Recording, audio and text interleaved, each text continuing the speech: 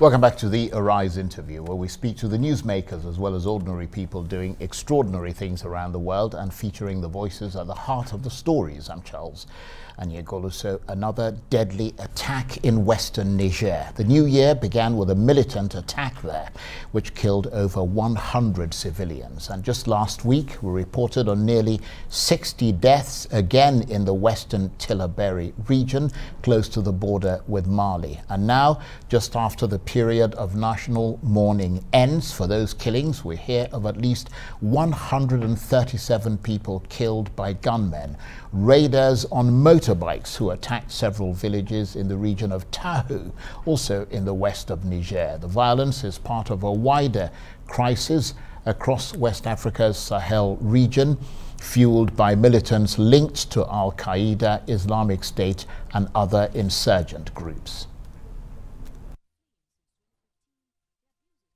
Well, to help us get our heads around what is going on in Niger, I'm joined now via WebEx by the West African region's top security and defense analyst, Dr. Kabiru Adamu, who's also founder and CEO of the security firm Beacon Consulting Ltd. Thank you for joining us, Dr. Kabiru. I'm getting a bit nervous there because I'm seeing you fading in and out of vision, but I can see you there now, and the gravity of this latest deadly attack only just becoming known. At least 137 killed. What more do we know?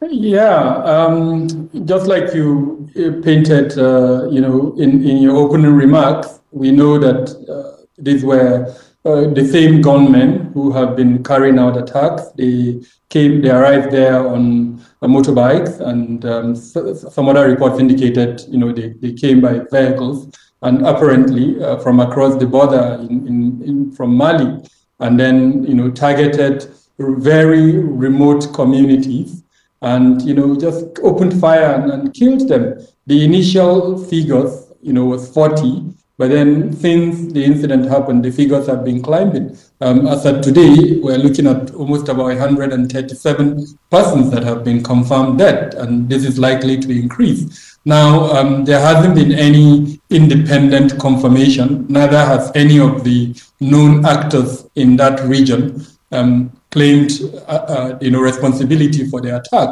But if you look back over the last 1 year plus, several of such incidences have been occurring, specifically in both the Tillaberi region as well as in Tawa region. Now, the peculiar thing about these two regions is they are in what is called the three-border region of the Sahel area, which is the border area between Niger, Mali, and Burkina Faso. And unfortunately, the same actors, which are the jihadist groups that are crisscrossing the border area between Mali, Burkina Faso, and Niger, are unfortunately behind the previous incidences. So it's not, it won't be very surprising if it's, they claim responsibility for this particular attack. Now, as far as the reasons for the attack are concerned, what we've been hearing are twofold. One of them indicates that perhaps because those communities resisted an attempt to recruit from within them, especially the attempts to target youth and recruit. What those local communities did is to organize themselves into sort of vigilante groups, and then they resisted these attempts by these jihadist groups. And so this may have been one of the reasons. Now, the other indicators are that the identity crisis that is affecting almost everywhere in the Sahel may have allowed these jihadist groups to take advantage of the various, differences, especially systemic differences within the communities, to now sort of, carve a grasp and then carry out the types of heinous attacks that we saw a few days ago that has led to the death of over 100 persons, unfortunately. Well, I mean, there have been rumors, Dr. Kabiru, that these attacks have ethnic undertones, also suggestions of turf wars between different militant groups on a bloody scale. Are we any clearer on what the end game is? Are they trying to frighten people or what?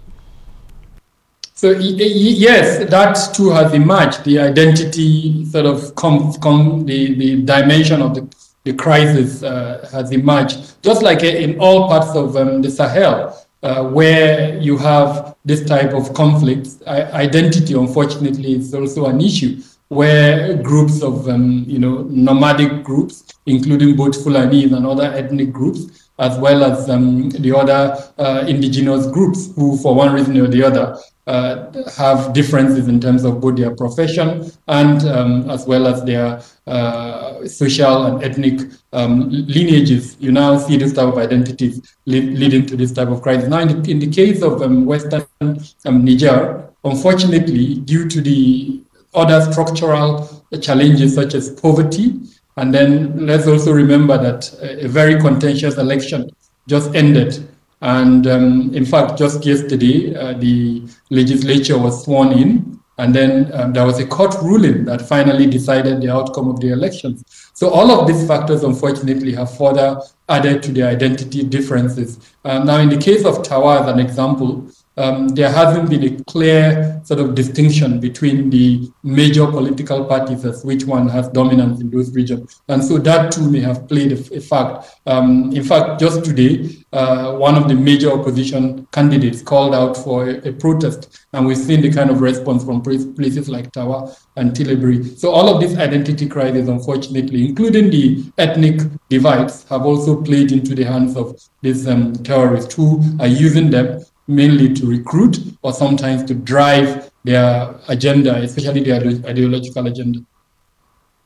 Well, you made a very interesting point there about the politics of the country, new presidents, new elections, and the dispute. I want to talk about that a little bit later, but I'm just wondering how things degenerated to this level in Niger. I mean, how did the government allow so many militant groups to keep growing unchecked? So we have to look at a lot of factors. First is the history of Niger itself. It's experienced several what I would call civil wars, and so that has left a country that is more or less fractured and with the prevalence of especially small arms and light weapons in circulation. Then, if we look at the Human Development Index in Niger, in fact, just if not for this year, Niger was assumed to be the poorest country in the world based on different figures and statistics that have been released. I think it was just last week that the World Bank released a report that showed Niger faring better than I think about 9 or 10 other countries in Africa as a whole. So especially this economic dimension has allowed a situation where there is a pool really for recruitment by this group. But the most, I think, obvious factor that has allowed Niger to fall in this category is its large territorial borders, especially given the fact that it's sandwiched between two of the most, I would say, deadly conflicts within Africa. On the one hand, you've got the Malian and Libyan conflict, and then on the other hand, you've got the Lake Chad Basin conflict or crisis, as it were. Then, if you tie that to the fact that both Al-Qaeda in the Islamic Maghreb, as well as the Islamic State in West Africa, do have a lot of footprint in the Nigerian territory, as well as the countries that are surrounding Niger, then unfortunately, the most likely outcome is the kind of situation that we're having in Niger at the moment, where, frankly, government has very little control over a lot of its territory, and where most of the border areas are porous, and where established both gun running as well as drug trafficking routes have been identified and are being used by both terrorists as well as other non-state actors for their activities. So you have a country really that is riddled by virtually on all fronts, no matter what statistics you pick, that is almost at the bottom up of those considerations. Yes, that's a good point there about the additional challenge for the government and the army of Niger being that the country is so vast and that ground troops are having difficulty tracking down these militants. Is there a sense that the Nigerian government strategy also has something to do with the escalation in these attacks? Because we understand that they are arming local people and local groups to take on these militants, and it seems to be backfiring. I mean, it doesn't seem to be eliminating the problem. Is that approach being criticized? So in counter terrorism or counterinsurgency, it's a mix of approaches. Now, the building of community resilience, which subsumes this point around arming local communities or encouraging them to fight back, is definitely an aspect of counter-terrorism or counterinsurgency, but it cannot be singled out as the only means or approach. It must be implemented together with the other approaches. In this instance, no matter how strongly you arm communities, if you do not put enough security around the border areas to prevent these groups from crisscrossing the border, if you do not provide for rapid response mechanisms by the military forces, if you do not encourage the kind of collaboration between your security forces and neighboring countries' security forces, then unfortunately what we'll have is the type of incidences that happened in Tilbury over the weekend, for the simple reason that the attackers are armed with superior weapons. They do have, unfortunately, the time to plan. They can always carry out surprise raids like what happened over the weekend. And so no matter how organized the communities are, if they do not have those type of weaponry to protect themselves and prevent the types of raids, then the casualty figures would always be high, unfortunately. Now, just to put this in context, in Tilbury alone, in a span of about 10 days, we've recorded about 245 deaths from this type of attacks. So clearly, this approach by the Nigerian government, unfortunately, is not effective. They need to also put into consideration the other elements of the counterinsurgency, response for this approach to be effective.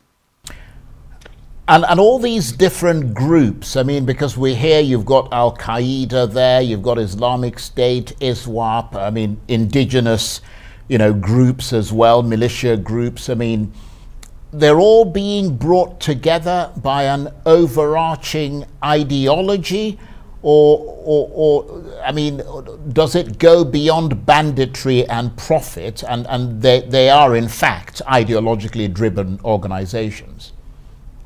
So it's a mix of, I would say, three factors.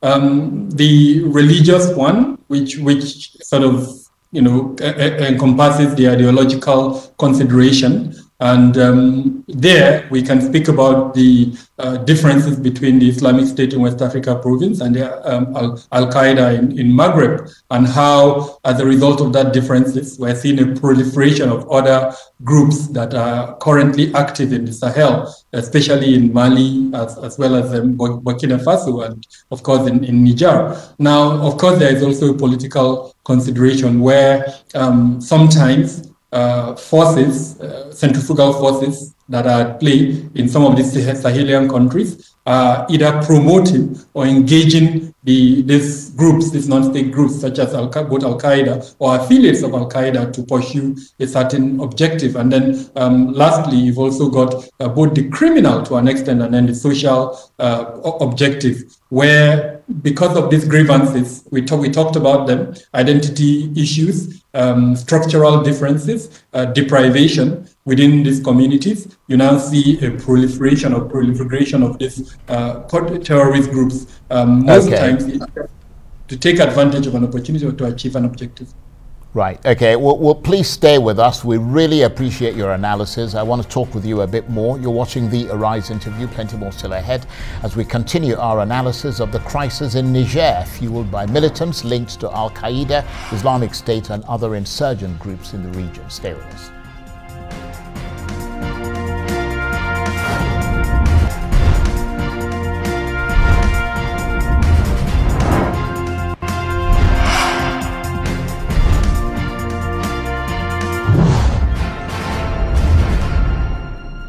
Welcome back to the Arise interview. I'm Charles Onyegoldo. Now, as if the spate of killings in western Niger was not enough headache for the country to deal with, the runner-up in the country's recent election has rightly or wrongly moved to further muddy the waters there. He's denounced a court ruling that upheld Mohamed Bazoum as the winner of the presidential ballot. Maman Ousmane, who was president in the 1990s before being overthrown in a coup, still maintains he won the latest poll. He's called on people throughout the country to take part in a peaceful protest march, though he is yet to give a date for the demonstration. All this in the midst of a growing bloody insurgency that's left the country reeling and the entire region in flux. And with me via WebEx, one of West Africa's top security and defense analysts, Dr. Kabiru Adamu, who's also founder and CEO of the security firm Beacon Consulting Ltd. Thank you very much indeed for staying with us. And it's interesting, isn't it, that while all this horror is taking place on the one hand, on the other, this is a time of great political and democratic hope for Niger, because this is the first time that one democratically elected president will be handing over to another democratically elected president in Niger. Previous attempts were disrupted by military coups, even though the opposition are currently calling for mass protests and for people to reject the results of the latest election. So an extraordinary period of turmoil and potentially hope for a democratic transition for Niger. Exactly. And just to add that the outgoing president just won the Mo Ibrahim Peace Award. And if you recall, that award has not been given for a couple of years. And so definitely that signifies hope for a country. And I mentioned earlier on that the latest figure from the World Bank indicates that Niger is no longer, as it were, the poorest country in the world, based on those statistics that have been the Human Development Index statistics. So clearly, progress is being made, but then these are progress that needs to be closely monitored and managed, especially by the sub-region, in this regard, the multilateral body, ECOWAS. It's very obvious that some of the considerations that are leading to the misgivings regarding the elections are considerations that have to do with the electoral practices. Now, with regards to the call by the main opposition candidate for his supporters to protest, it's very likely that he's not going to get the kind of support that he's anticipating for a lot of reasons. Nigerians realize the significance of the transition period, the fact that this is the first time one civilian is handing over to another civilian. They also recognize the importance of the Mo Ibrahim Peace Award to the outgoing president. And so anything that would jeopardize this kind of progress, a significant number of Nigerians are going to resist it. But having said that, most of the international observers, as well as local observers that were involved in both the initial and the runoff elections, came out with the verdict that the elections was relatively hitch-free and transparent. And so it's not clear on what basis he's making that call. It's very likely that he's not going to get the kind of support that he needs. And these attacks, of course, as you mentioned, happening just as a new president is preparing to take office after that presidential election. Clearly substantial security challenges right at the start. What has the new president and the government been saying about all this, and what are they going to do about it? It's absolutely important that to note that the government, as it were, has increased, especially its patrol levels. But the challenge is one of both manpower as well as equipment, given the size of territory that we're looking at and the fact that this is a economically deprived country. Then it makes it almost impossible, really, for the new government that is coming in to do anything different than the outgoing government. It's the same political party, probably with the same, orientations, One thing that we've seen, especially in Tawa and the Tilbury region, is an increase in patrol. And we made this point earlier on. Response has been slow, and it's not because they don't want to respond. It's mainly because of the equipment deficit and the lack of capability by the security forces to deploy, as it were, to those locations. You also have to remember that in the recent past, we've seen attacks on military formations in Niger. So on the one hand, reducing the equipment arsenal by the security forces, and on the other hand, leading to an increase in the arsenal by the enemy. So, of course, leading to more dastardly attacks. So, in one way, it's a catch-22 situation for the new incoming president, given the fact that he's going to have to deal with a lot of these issues that we've just itemized.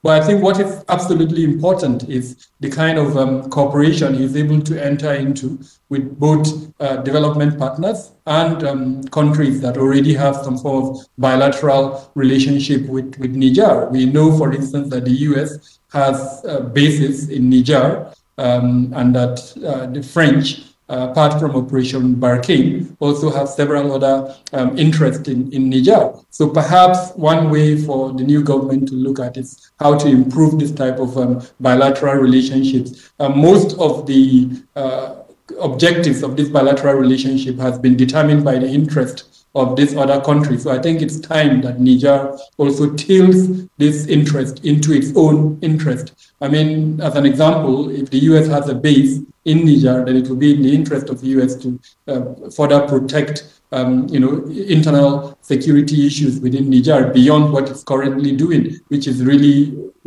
restricted or limited to training support for some of the security forces in Niger. So this needs to be expanded, both in terms of capability and in terms of equipment, the repository of the Nigerian security forces. And the same thing for French, given the historical relationship between Niger and the French government. I think there needs to be an increase in especially this kind of support in border management, which is absolutely important. And then, of course, in intelligence gathering, as well as equipment that would allow for rapid response in the event of distress situations like what happened in Tilbury over the weekend.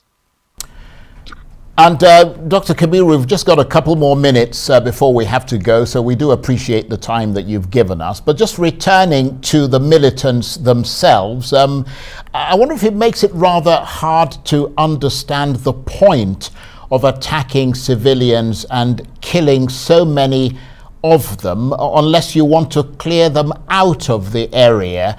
Because surely if you want to establish a caliphate, which is what originally they were trying to do, certainly Islamic State and presumably Al-Qaeda, you want to get people on board and on side, don't you? I mean, with promises of justice and better governance, not kill them all.